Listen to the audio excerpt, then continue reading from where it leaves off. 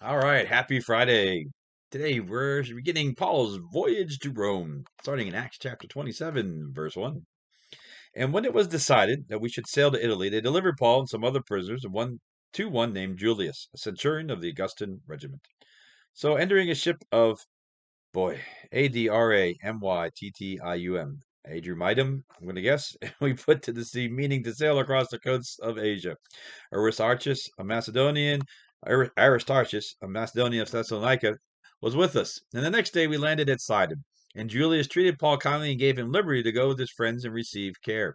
That's important here. He's on a prison ship and he's going to Rome as a prisoner. And it must have made an effect on this Roman centurion named Julius because he gives him liberty to go to his friends and receive care. Paul could have what? Escaped. But what Paul had shown something happened. He was having a conversation. He wasn't looking at Julius as the enemy. He was looking at Julius, someone who needed Jesus as well. And he does that throughout this story on the voyage to Rome. And he makes an impression on Julius. And Julius is like, I can trust this guy. This guy means what he says. It's important as Christians that we mean what we say. And because of that, he was given liberty that normally wouldn't be given. And when we had put to sea from there, we sailed under the shelter of Cyprus, because the winds were contrary. And we had sailed over the sea which is off Cilicia and Pamphylia. We came to Myra, city of Lycia. There the centurion found an Alexandrian ship sailing to Italy and put us on board. And we had sailed slowly many days and arrived with difficulty off Sindus. And the wind not permitting us to proceed, we sailed under the shelter of Crete off Salmon. Passing it with difficulty, we came to a place called Fair Havens near the city of Lycia. Now, when much time had been spent and sailing was now dangerous because the fast was already over, Paul advised them, saying, Men, I perceive this voyage will end with disaster and much loss, not only the cargo and the ship, but also our lives. So Paul's saying, I don't know if this is such a good idea going forward. I think God is trying to give them, warning of what's going on. But nevertheless, the centurion was more persuaded by the helmsman and the owner of the ship than by the things spoken by Paul. Now, Paul has got the centurion's ear. He's allowed to let him have some freedom, but he's still not. Wait a second here. You want to keep us from getting there, and he's wondering what's going on. But later on, we'll see how that matches here. And because the harbor was not suitable to winter in, the majority of eyes had set sail from there also. By any means, they could reach Phoenix, a harbor of Crete, opening towards the southwest and northwest, and winter there. And then verse 13, when the south wind blew softly, supposing they had attained their desire, putting out to sea, they sailed close to Crete by Crete. But not long after, a tempestuous wind arose, called the Euclidean.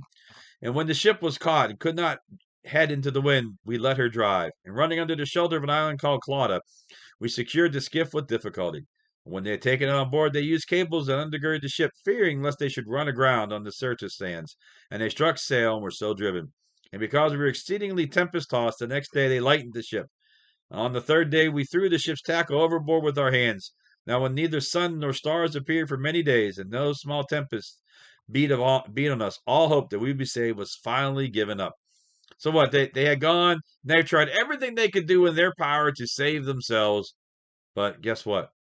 Nothing was working, and they just couldn't fight against it, and they had given up hope. And but that's the thing, a lot of people, they give up hope because of what's going on, but you got to realize, we can come to Jesus because watch what happens next. But after a long absence from food, then Paul stood in the midst of them and said, Men, you should have listened to me and not have sailed from Crete and incurred this disaster and loss. So Paul's saying, I told you so. And now I urge you to take heart, for there will be no loss of life among you, but only of the ship. For there stood by me this night an angel of the God whom I belong, whom I serve, saying, Do not be afraid. Paul, you must be brought before Caesar. Indeed, God has granted you all those who sail with you. Therefore, take heart, men. I believe God that it will be just as it was told me. However, we must run aground on a certain island. So Paul's saying, guess what? Paul told me I'm going to get to Rome. And he just came back. An angel came to see. He said, hey, these guys made some mistakes. They should have listened to you back then. But you know what? I need you to get to Rome. I promise I get you there. And you know what? I'm going to bless them because I'm blessing you. And he's telling them that God is now there for them. What an amazing thing that Paul is trying to show them, the grace and the mercy of the Lord. Now, on the 14th night had come, as we were driven up and down the Adriatic Sea, about midnight, the sailors sensed they were drawing near some land. And they took soundings and found it to be 20 fathoms. And when they had gone a little further, they took soundings again and found it to be 15 fathoms. Then, fearing lest we should run aground on the rocks, they dropped 4 anchors from the stern and prayed for day to come. As the sailors were seeking to escape from the ship, they had let down the skiff into the sea under the pretense of putting out anchors from the prow. Paul said to the centurion and the soldiers, "Unless these men stay in the ship, you cannot be saved." And so they're saying, hey, you didn't listen to me before, but here's the deal. Everybody has to do what I'm saying right now because God said there's a specific way this is going to work. And if you don't do this, then not everybody's going to make it. Because here's the deal. I already know I'm going to make it because God's already promised me. But if you want to come along for the ride too, you need to follow the attention. So now what happens? Julius is back to listening to Paul because then the soldiers cut away the ropes in the skiff and let it fall off. And as the day was about to dawn, verse 33, Paul implored them to all to take food, saying, "Today is the 14th day you have waited and continued without food, and eat nothing. Therefore I urge you to take nourishment, for this is your survival, since not a hair will fall from the head of any of you." And when he had said these things, he took bread and gave thanks to God in the presence of them all. When he broken it off, he began to eat. And then, when they were all encouraged and took food for themselves, and in all were 276 persons on the ship, and when they had eaten and lightened the ship, they threw out the wheat into the sea. So Paul's saying, take heart because you are going to be saved. And very interesting thing that happens here. Paul says, not even a hair of your head will be lost. What's going to happen next? And we'll finish the story on Monday. Is the ship is going to run aground and they're going to have to swim to the shore and get there. Here's the thing, every time you take a shower, some hairs fall off your head.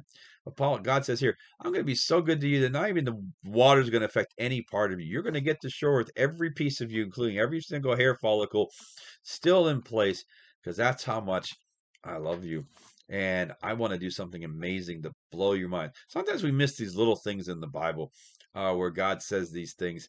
And he doesn't say things, well, that's just an idiom. No, God means what he says. And he says what he means. And when they get there, they're gonna be like, wow. And just even the littlest details God cares about in our lives. So we'll finish the story on Monday. So come back and see what happens as we see.